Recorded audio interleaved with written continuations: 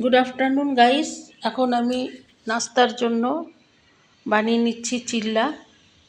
তো নাস্তা খেয়ে তারপর দুপুরে রান্না বান্না করব। তো চিল্লা প্রায় হয়ে গেছে, নাস্তা করে নিচ্ছি। নাস্তা করে সবজি কেটে নেব আমি। তো এখানে আমার নাস্তা হয়ে গেছে, এবারে আমি সবজি কাটছি। এটা সর্ষে শাক।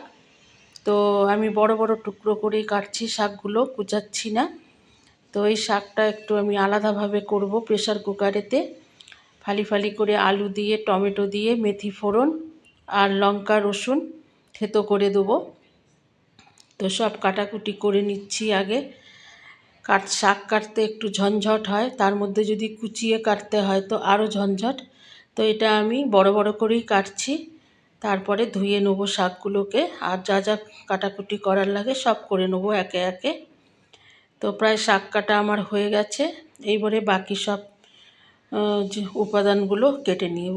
এবারে কেটে নিলাম আলু, টমেটো, কাঁচা লঙ্কা আছে, রসুন আছে, এগুলো সব প্রেসার কুকারে মেথি ফোড়ন দিয়ে, আলু দিয়ে, টমেটো দিয়ে নেড়ে দিচ্ছি। এরপরে এর মধ্যে মশলা দিয়ে দেবো। তো এর মধ্যে মশলা কিছু যাবে না, খালি একটু ধনে যাবে আর লঙ্কার গুঁড়ো আর নুন হলুদ, বাস এই হচ্ছে এর উপাদান। তো দিয়ে ভালো করে কষিয়ে তারপরে আমি শাকগুলোকে দিয়ে দেবো। তো মশলা প্রায় সব দেওয়া হয়ে গেছে, এবার আমি কষিয়ে নিচ্ছি ভালো করে। কষিয়ে নিয়ে তারপরে শাকগুলোকে প্রেসার কুকারে দিয়ে তারপরে সিটি লাগিয়ে দেবো। তো শাক হয়ে যাবে।